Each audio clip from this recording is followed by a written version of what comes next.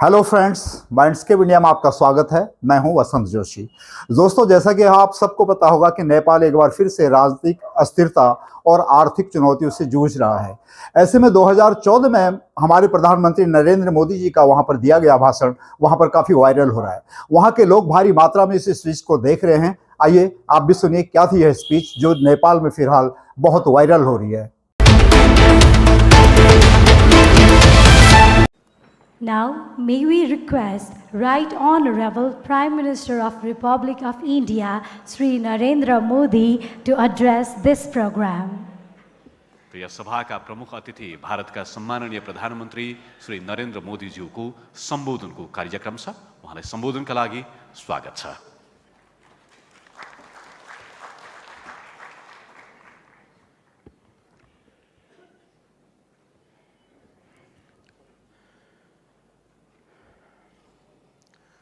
छिमेकी र मित्र राष्ट्र नेपाल का महामहिम विदेश मंत्री श्रीमान प्रदीप कुमार ग्यावाली जी,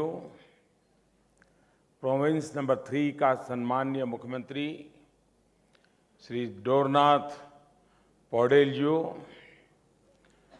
काठमांडू का महामहिम मेयर श्रीमान विद्या सुंदर शाक्य जी, उपस्थित सबै सम्मानीय विदुषी र महानुभावहरू, तपाईहरू सबैलाई मेरो विनम्र नमस्कार।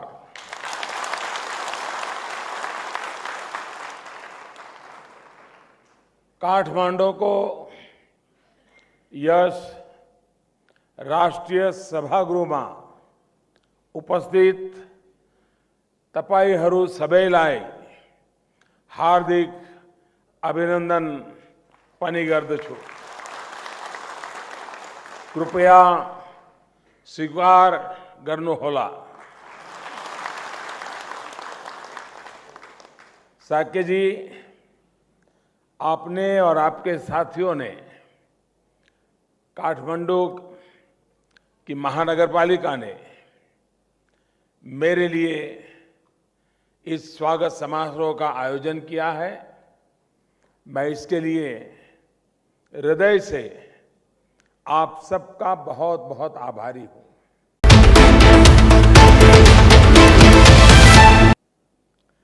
यह सिर्फ मेरा नहीं, पूरे भारत का सम्मान है। मैं ही नहीं, 125 करोड़ भारतीय भी कृतज्ञ है। काठमांडू से और नेपाल से हर भारतीय का एक अपनापन का नाता है।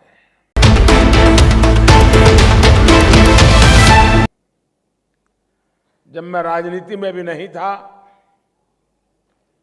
मैं जब भी नेपाल आता हूं तो मुझे शांति और आत्मीयता की अनुभूति होती है।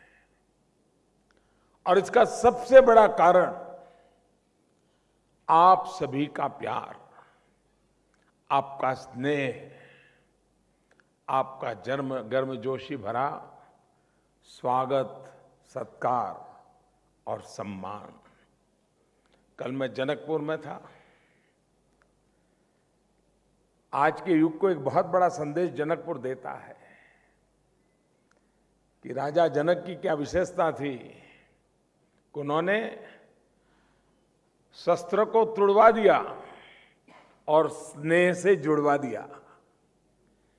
ये ऐसी धरती है जो शस्त्र को तोड़ करके स्नेह से जोड़ती है। साथियों, जब भी मैं काठमांडू के बारे में सोचता हूं तो जो छवि उभरती है वह सिर्फ एक शहर की नहीं है। वह छवि सिर्फ एक भौगोलिक घाटी की नहीं है। काठमांडू हमारे पड़ोसी और अभिन्न मित्र नेपाल की राजधानी ही है, इतना नहीं है। भगवान बुद्ध की जन्मस्थली के देश की राजधानी ही नहीं है। एवरेस्ट पर्वत के देश की, लीली गुराज के देश की सिर्फ राजधानी नहीं है।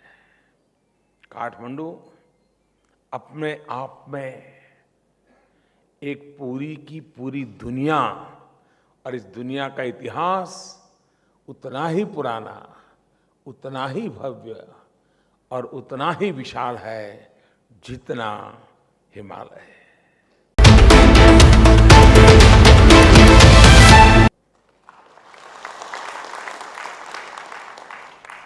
मुझे काठमांडू ने, नेपाल ने हमेशा ही आकर्षित किया है, क्योंकि यह शहर जितना गहन है उतना ही गतिमान भी है। हिमालय की गोद में बसा यह एक अनमोल रत्न है।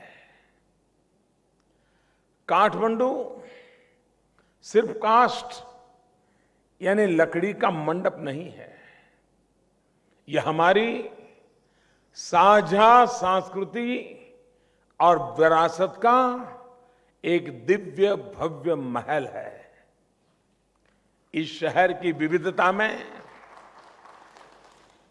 नेपाल की महान विरासत और उसके बड़े दिल की एक झलक महसूस होती है।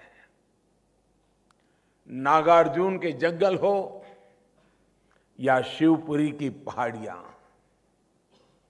सैकड़ों झरनों और जलधाराओं की शीतलता हो या फिर बागमती का उद्गम,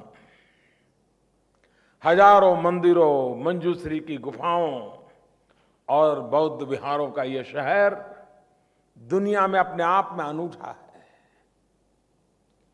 इमारतों की छत से एक तरफ धौलागिरी और अन्नपूर्णा और दूसरी तरफ सागर माथा, जो दुनिया जिसे एवरेस्ट के नाम से जानती है, और कंचनजंगा। ऐसे दर्शन कहां संभव है?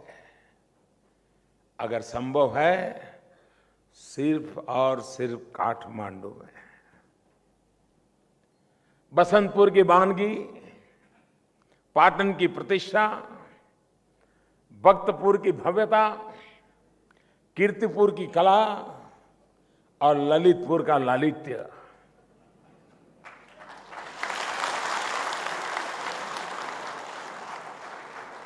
काठमांडू ने अपने आप में जैसे इंद्रधनुष के सभी रंगों को अपने अंदर समेट के रखा है।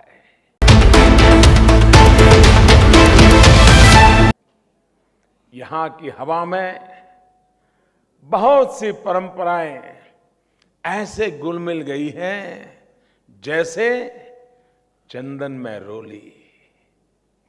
पशुपतिनाथ में प्रार्थनारत भक्तों की भीड़, स्वयंभू की सीढ़ियों पर अध्यात्म की चहलकदमी, बौद्धा में परिक्रमा कर रहे श्रद्धालुओं के पग पग पर ओम मणि पद्मे अहम, इसकी गूंज ऐसा लगता है जैसे तारों पर सरगम के सारे सुर गले मिले हैं। मुझे बताया गया है कि कुछ त्योहार जैसे नेवारी समुदाय के त्योहार तो ऐसे भी हैं जिनमें बौद्ध और हिंदू मान्यताओं और प्रथाओं का अभूतपूर्व संगम है। परंपरा और संस्कृति ने काठमांडू की हस्तकला और कलाकारों को बेजोड़ बनाया है। चाहे वह हाथ से बना कागज हो या तारा और बुद्ध जैसी मूर्तियां, भक्तपुर की मिट्टी से बने बर्तन हो या पाटन में पत्थर, लकड़ी और धातु का काम हो, नेपाल की बेजोड़ कला और कलाकारी का महाकुंभ है, और महाकुंभ है काठमांडू। और मुझे खुशी है कि यहां की युवा पीढ़ी इस परंपरा को भली भांति निभा रही है और इसमें युगानुकूल परिवर्तन करके कुछ नयापन भी मिला रही है। साथियों, नेपाल की मेरी अब तक की 2 यात्राओं में मुझे पशुपतिनाथ के दर्शन का सौभाग्य मिला था। इस यात्रा में मुझे भगवान पशुपतिनाथ के अलावा पवित्र जनकपुर धाम और मुक्तिनाथ, तीनों पवित्र तीर्थ स्थानों पर जाने का सुअवसर मिला। ये तीनों स्थान सिर्फ महत्वपूर्ण तीर्थस्थल ही नहीं है, ये भारत और नेपाल के अड़िग और अटूट संबंधों का हिमालय है। आगे जब भी नेपाल यात्रा का अवसर बनेगा, मैं समय निकालकर भगवान बुद्ध की जन्मस्थली लुम्बिनी जाने का कार्यक्रम भी अवश्य बनाऊंगा। साथियों, शांति, प्रकृति के साथ संतुलन और आध्यात्मिक जीवन के मूल्यों से परिपूर्ण हमारे दोनों देशों के वैल्यू सिस्टम ये पूरी मानव जाति की, पूरे विश्व की एक अनमोल धरोहर है। और इसलिए यह कोई आश्चर्य की बात नहीं है कि पूरी दुनिया से लोग शांति की खोज में भारत और नेपाल की ओर खींचे चले आते हैं।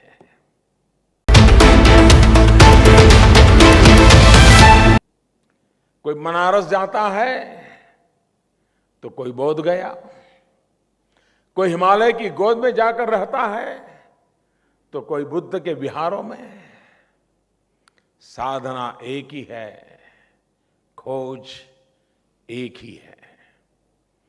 आधुनिक जीवन की बेचैनियों का समाधान भारत और नेपाल के साझे मूल्यों में मिलेगा। साथियों, बागमती के तट पर काठमांडू में पशुपतिनाथ और गंगा के तट पर काशी विश्वनाथ, बुद्ध की जन्मस्थली लुम्बिनी, तपस्थली बोध गया और संदेश क्षेत्र सारनाथ। साथियों, हम सभी हजारों वर्षों की साझी विरासत के धनी हैं। हमारी यह साझा विरासत दोनों देशों की युवा पीढ़ी की संपत्ति है। इसमें उनके अतीत की जड़ें, वर्तमान के बीज और भविष्य के अंकुर है। साथियों, पूरे विश्व में आज अनेक प्रकार के परिवर्तनों का दौर चल रहा है। वैश्विक वातावरण अनेक अस्थिरताओं और अनिश्चितताओं से भरा पड़ा है। साथियों, हजारों साल से वसुधैव कुटुंबकम यानी सारा विश्व एक परिवार है, यह भारत का दर्शन रहा है। सबका साथ, सबका विकास हम अपने विदेश सहयोग पर भी उतनी ही पवित्रता से आगे बढ़ा रहे हैं। भारतीय शास्त्रों में प्रार्थना है, सर्वे भवन्तु सुखिनः, सर्वे सन्तु निरामया, सर्वे भद्राणि पश्यन्तु, मां कश्चित् दुख भाग भवेत्। यानी सब प्रसन्न हो, सब स्वस्थ हो, सबका कल्याण हो, किसी को दुख ना मिले। भारत के मनुष्यों ने हमेशा से यही सपना देखा है। इस आदर्श को प्राप्त करने के लिए हमारी विदेश नीति सबको साथ लेकर चलने पर आधारित है। खास तौर पर पड़ोस में भारत के अनुभव और भारत के अवसरों को साझा करते हैं। नेबरहुड फर्स्ट हमारी संस्कृति में सिर्फ विदेश नीति ही नहीं, जीवन शैली है। बहुत से उदाहरण है। स्वयं विकासशील होते हुए भी भारत 50 साल से भी अधिक समय से Indian technical and economic cooperation कार्यक्रम के अंतर्गत 160 से अधिक देशों में कैपेसिटी बिल्डिंग के लिए सहयोग और उन देशों की जरूरत के अनुसार सहयोग हम करते आए हैं।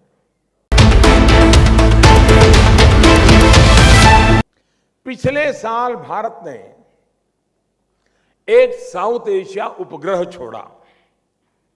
इससे हमारी अंतरिक्ष क्षमताओं के सुपरिणाम हमारे पड़ोसी देशों को उपहार स्वरूप उपलब्ध हो रहे हैं। और इसी सभा मंच में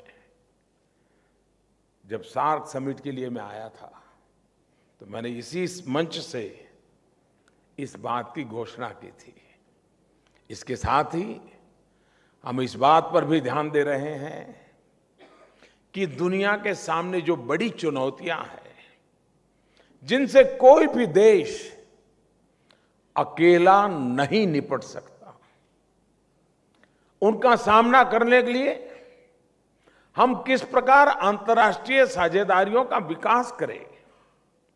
उदाहरण के तौर पर 2016 में भारत और फ्रांस ने मिलकर क्लाइमेट चेंज के संदर्भ में एक नए अंतर्राष्ट्रीय ट्रीटी बेस्ड ऑर्गेनाइजेशन की कल्पना की। यह क्रांतिकारी कदम अब एक सफल प्रयोग में बदल गया है।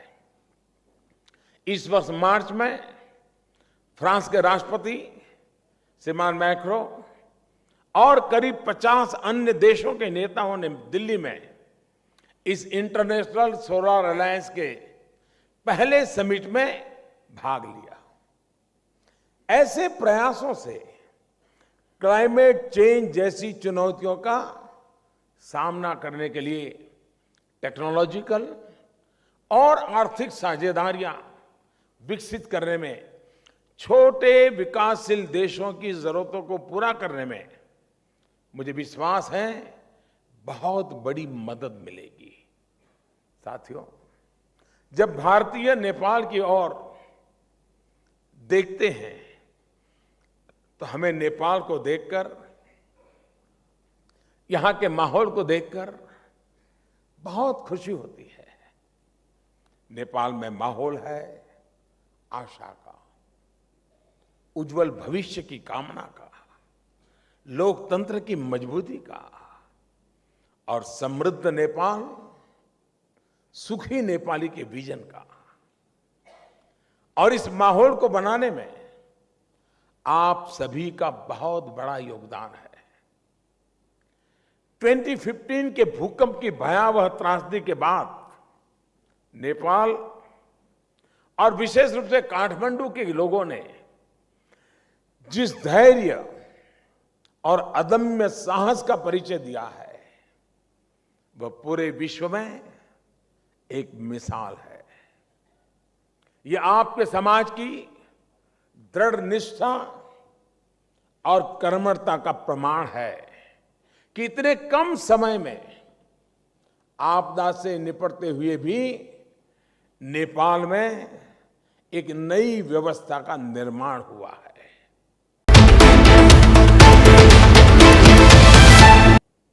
भूकंप के बाद सिर्फ इमारतों का ही नहीं,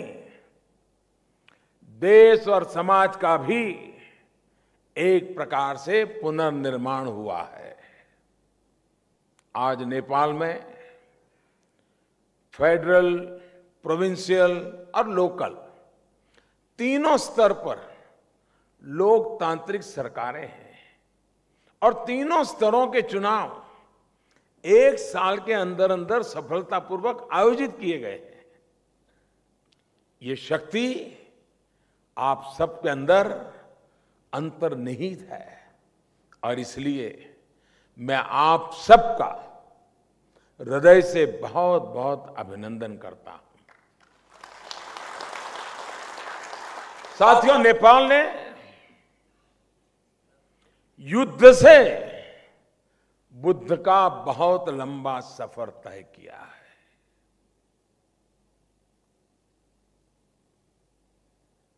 बुलेट का बोलबाला था, बुलेट को छोड़ करके बैलेट के रास्ते को चुना है। युद्ध से बुद्ध की ये यात्रा है, लेकिन मंजिल अभी और दूर है, बहुत आगे तक जाना है। एक प्रकार से कहूं तो अब हम माउंट एवरेस्ट का बेस कैंप पहुंच गए हैं, लेकिन शिखर की चढ़ाई अभी हमें तय करना है। और जिस प्रकार पर्वतारोहियों को नेपाल के शेरपाओं का मजबूत साथ और समर्थन मिलता है, उसी प्रकार नेपाल की इस विकास यात्रा में भारत आपके लिए शेरपा का काम करने के लिए तैयार है।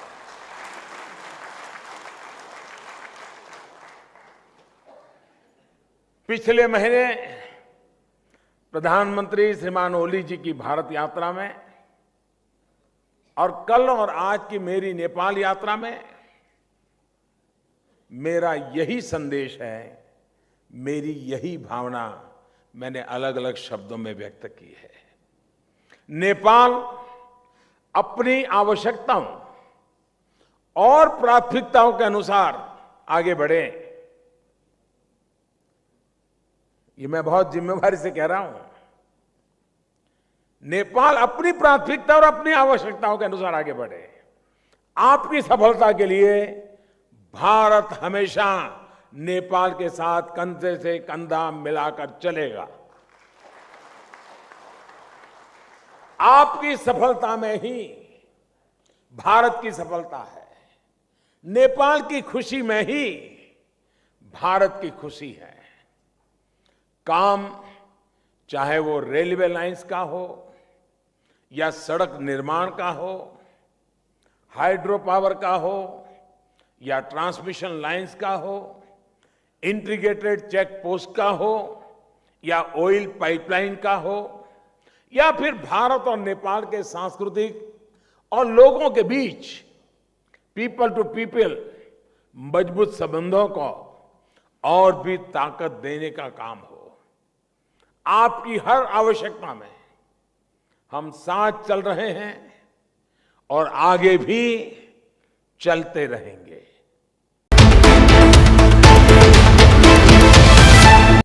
हमने काठमांडू को भारत से रेल द्वारा जोड़ने के प्रोजेक्ट के डीपीआर का काम करना शुरू कर दिया है और अब तो शायद यहां नेपाल में कितनी इसकी चर्चा है मुझे मालूम नहीं है। इन दिनों भारत में आईपीएल के क्रिकेट मैच चल रहे हैं और नेपाल भी अब आईपीएल में जुड़ गया है।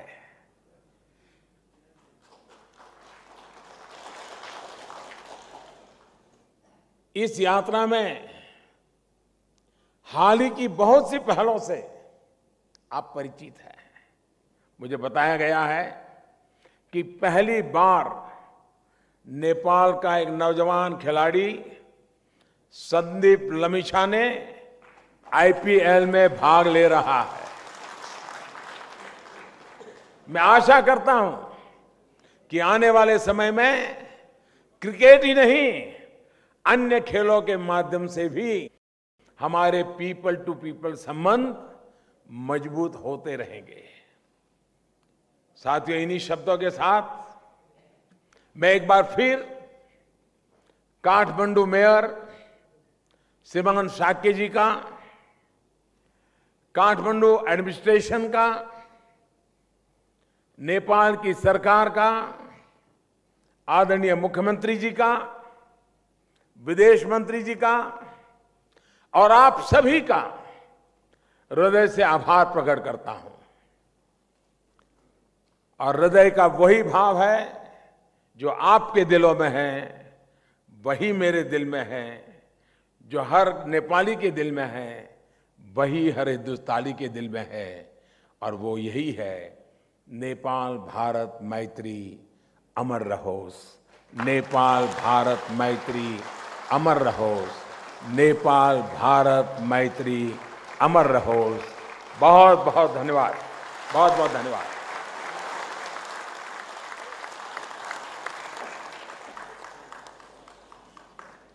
Thank you, Right Honorable Prime Minister of India, Sri Narendra Modi. We hope that your words in this very special program at Kathmandu will add more value and the close relation between our countries and countrymen.